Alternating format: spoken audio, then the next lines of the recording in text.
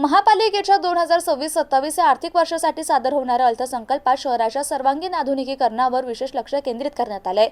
सुमारे 3200 कोटी रुपयांच्या या महत्त्वाकांक्षी अर्थसंकल्पात सिटी सेंट्रल पार्क प्रशासनात कृत्रिम बुद्धिमत्ता वापर तसेच नागरिकाभिमुख सुविधा उभारण्यावर भर देण्यात आला आहे।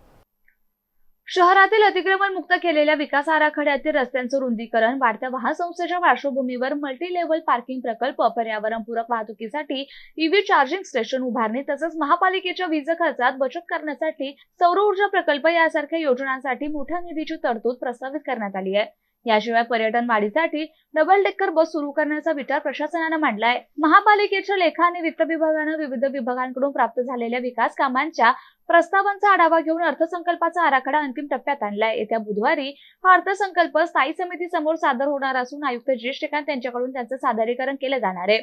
नवीन स्थायी समिती अस्तित्वात आल्याने अर्थसंकल्प मंजुरीची प्रक्रिया यंदा काहीशी लांबण्याची शक्यता वर्तवली जाते।